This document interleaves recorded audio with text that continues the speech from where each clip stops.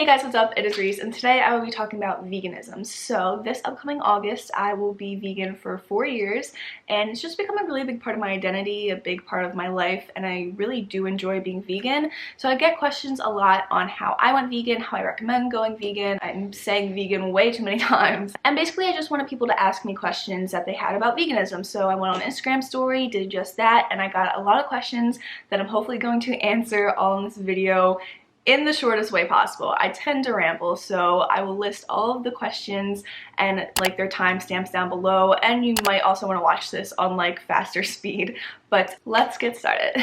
So you want to go vegan. The first thing you have to do is choose your reason why. Why do you want to go vegan? Because this is going to be kind of your base point for the rest of your vegan journey. It's going to be what ties you back to why you're doing this, and it's going to help you when you're feeling discouraged or you're, being tempted by non-vegan foods. So figure out your reason why. Usually people choose one of three things: for health reasons, because they want to be healthier, for the environment, or for obviously the animals. So I personally started because I wanted to be more healthy, and I just kind of stumbled across this whole vegan thing, and I was like, this is cool. It's all fruits and vegetables and plant-based things.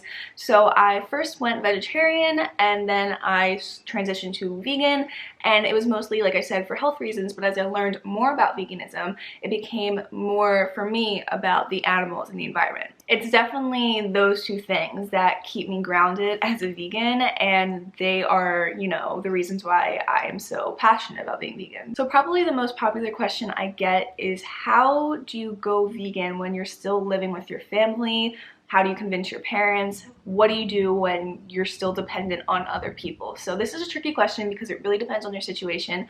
What I did was, when I was 16, I got a job, because that's the legal age for me to get a job, and because I have my own income, I was able to buy my own food whenever I needed to. Of course, my family still provided for me, but I just explained to my mom that I'm like, hey, I'm trying out this vegan thing. I really do want to try it out, and I would like to go like food shopping with you. So go food shopping with your parent if you can, and pick out the foods that you would like to eat as a vegan. You kind of just need to take things into your own hands. So just really explain it to your family that this is something that you really want to try out, and you would really appreciate it if you could get your own sort of food, and you might even have to cook it yourself. And if they're not like for it, if they don't understand it, you might just need to buy the food yourself. It's all about going back to your why. If you really want to do it, you will figure out a way to do it. So how do you start being vegan? There's no like step-by-step process. I'm not like, this is not a tutorial on how to go vegan. This is just my guidance.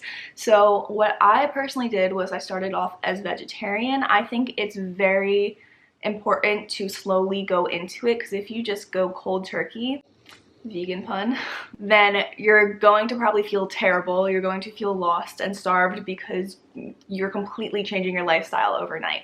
So what I recommend doing is either cutting out meat or a certain protein first, and then cutting out the rest of the meat, and then maybe cutting out cheese, cutting out milk, just slowly doing it either for a few days or a week in between each of them. And I think just easing into it makes it a lot easier, because then you have time to adapt to what you're no longer eating and replacing it with things that you will be eating. I really recommend watching some vegan documentaries if you really do want to, dive into the deep end.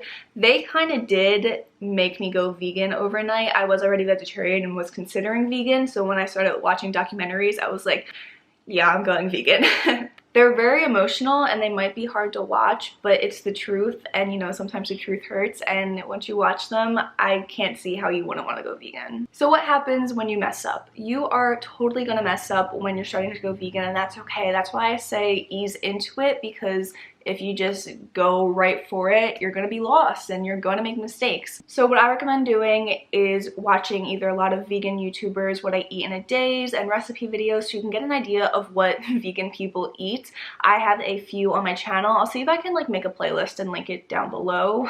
Remember that, Reese? Go on Pinterest, look up vegan recipes, and just get knowledgeable on the whole vegan lifestyle. And don't beat yourself up if you mess up, because you will in the beginning. beginning. Sometimes I still make mistakes 4 years in. I eat something and then later find out that it wasn't vegan, and there's nothing you can do about it, you know? It's already in my body. It's not like I can take it out of my body, and it was a mistake. It's not that I did it intentionally, so there's nothing you can really do, you know? So don't beat yourself up about it. You will make mistakes, and that is okay. So to help avoid mistakes, you have to become an avid label reader. You're gonna have to read the label on basically everything that you buy, and you're gonna realize just how much they put milk into everything. They literally put milk into unnecessary things. They slip eggs in there, you know, and it's just like you don't realize how many things have milk or dairy or eggs in them. So the easiest thing to do is go to the bottom of the ingredients list, and they always highlight or bold what the allergens are, so things that are, you know, common allergies, which always includes milk and eggs and like shellfish and stuff like that. So you can easily tell if something is not vegan by simply going to the bottom of the ingredients list and reading that first, and then you can scan through the rest of the ingredients. So definitely the hardest part and the thing that people are most concerned with going vegan is eating out. I was never one to eat out much. I still don't eat out that much, so the places that I do go regularly, I know what my vegan order is. But if you're someone that eats out a lot at restaurants and fast food places, I'm gonna tell you, you're gonna struggle finding vegan options, because a lot of mainstream places or little like hole-in-the-wall diners, like they're probably not gonna have vegan options. So you have to make the choice of either not going to that place, which, you know, is hard. You don't want to not be with your friends or something. And I always recommend looking up the menu of whatever place you're going to before you get there. I know the entire menu before I get to any restaurant, and I always look for a vegan option. And there's not always going to be something that says vegan on it. There's going to be things that you can adapt. You can take either the chicken off of a salad or the cheese out of a salad. Order pasta with just sauce and no cheese on it. You're going to have to make adaptations, and it's not going to be easy at first, but once you start getting the hang of it and you've made your own food for a while, you've been reading all the labels, and you're aware of all the non-vegan things that are just kind of in a bunch of different plates and dishes, you'll get easier at knowing when something is or isn't vegan. So for example, I like going to Panera and either ordering the black bean soup. I get bread as a side. I can get many of the salads. All I have to do is like replace the cheese and take off the chicken, and then I'll put on like avocado or something. You have to check the dressings, like ranch, blue cheese, Caesar. Those are not vegan because they contain either milk or eggs.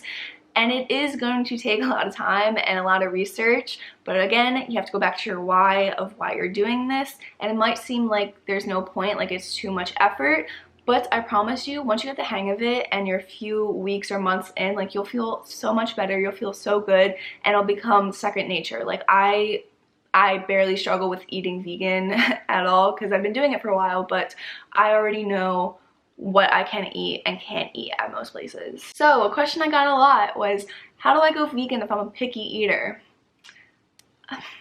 Vegan is pretty selective already, so if you don't like vegetables, you're gonna have to start liking vegetables. And I promise you, you're more scared of them than you don't like them, as long as you cook them well, season them. Of course, if someone hands you just like plain steamed broccoli, you're not gonna probably like it. So figure out recipes that make them taste good, figure out the right seasoning that you like, and you're just going to have to eat them, even if they're not the best at first. Once you start eating vegetables and fruits and all these new foods more, you'll start liking them more over time and then craving them. Like I weirdly crave like broccoli and like a baked potato. Like no one craves broccoli, but once you start eating it and you're vegan and it tastes good to you, then you start craving it. But yeah, if you're a picky eater, you're gonna really have to work on that. So another question I get a bunch is, isn't being vegan expensive? And it really just depends on what you buy. If you buy meat replacements, cheese replacements, basically any basic food replacement, and then buy organic, non-GMO, whatever, yeah, it's gonna be expensive because they're specialty items and they take quite a process to make, and they're imitating real, you know, everyday items. But if you avoid all of that overpriced things and head to the fruit and vegetable section, the fruits and vegetables are almost always the cheapest part of the store. I mean, you can't really get cheaper than ramen, but like fruits and vegetables come in a close second. And you just buy the basic ones, the non-organic ones, because I mean, I don't do organic. I don't think it really matters. And build your meals based off just those whole plant-based foods instead of the processed imitation foods, then it's so cheap. Like, beans are so cheap, tofu is cheap, potatoes, rice, veggies, lettuce, like all those things are so cheap, and if you buy them in bulk as well, then you can get more bang for your buck. Being a vegan will make you very aware of things. Like, you're going to have to kind of calculate things in your head and, you know, figure out what you're gonna put together and how the ingredients are gonna work together. But I personally like the challenge. It's not a challenge for me anymore, and it won't be for you if you continue on with it. It will be a little bit at first, but like I said, do your research, watch vegan YouTubers, go on Pinterest, look up recipes, and just become knowledgeable, just like you would start any new skill or lifestyle. Okay, how do you make sure you're getting all of your vitamins, or do you supplement when you're vegan? So the one thing that a lot of vegans lack is B12, because that is in meat, and I think the only major source is like seaweed, but how often does someone eat seaweed? So definitely I would recommend supplementing B12. If you are iron deficient naturally, I would supplement that as well, because that comes from red meat, I'm pretty sure. But I would just recommend taking a multivitamin every day. Even if you're not vegan, like a multivitamin is never gonna hurt, and that pretty much has everything that you need that you might be lacking. But if you're eating a well-rounded vegan diet, if you have enough fats, proteins, and carbs, and you're not just eating like the same 3 things every single day, then you should be pretty good on your vitamins, because fruits and vegetables are very high in a lot of vitamins. Some people were concerned with allergies, so this is not something that I really want to give advice on, because I don't have any food allergies, and I know some food allergies can be very severe, or if you have celiac disease and you are gluten-free. So what I recommend doing is just try your best. If there's certain things that you definitely can't eat, like I know a lot of people are allergic to nuts, and nuts is a huge protein source for vegans, then just supplement that with beans or something else, or you can even eat something that's non-vegan if you do have a lot of allergies. It's just trying your best. It's all about the attempt, and like I said in the beginning, you're gonna mess up, you're gonna make mistakes, and you can't go really vegan automatically right away. So just try to fit it best into your lifestyle, and you don't have to worry about the label vegan all the time. Just try to be as plant-based as possible. If you stick too much onto the vegan label, you're gonna stress yourself out, so maybe call yourself plant-based, and that will help you feel better. Alright, and the last major concern from a lot of people is, how do you tell your friends? What if people judge you? Are they gonna think you're weird? Like, being vegan's kind of weird. So for me personally, I'm just like always the friend that's doing something weird or new or different. That's just like not the norm. And, you know, being vegan, you might be seen as some stereotypes, but it really just comes down to your why again. If you're passionate about it and you really want to do it, then no one's opinion should really matter. People are probably gonna be confused at first. They're gonna ask you a lot of questions. They're gonna make a lot of accusations or assumptions like, don't you need protein? I can't live without cheese. I don't know how you do it. They're gonna be annoying probably, but you can just respond calmly to them or not respond at all, because there's gonna be people that are gonna wanna force protein and meat onto you. But if you stick to your why and stay calm and don't become a crazy vegan, then no one will have to treat you like a crazy vegan. But yeah, otherwise none of my friends judge me. They don't care. I go out with them, I eat out with them, and like I said, I look up the menus beforehand and I just adapt, you know, I don't make a big deal out of it. And if they're your friends, they shouldn't judge you.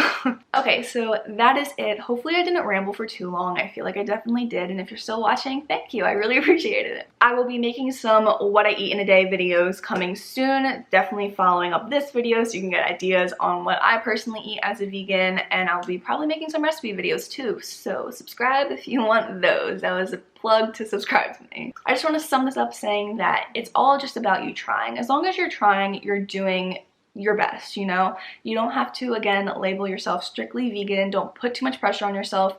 Take it slow, and if you take it slow and steady, you win the race. You'll adapt easier, and it'll just kind of smoothly transition into your new vegan lifestyle. If you have any more questions, leave them down below. I will try my best to answer them all, and if I get too many questions, I'll make a whole nother video. But I hope you guys all enjoyed, and I hope you all have fun on your vegan journey. That was so lame, I'm so sorry. But yeah, I hope you all have a wonderful day or night wherever you are. Peace.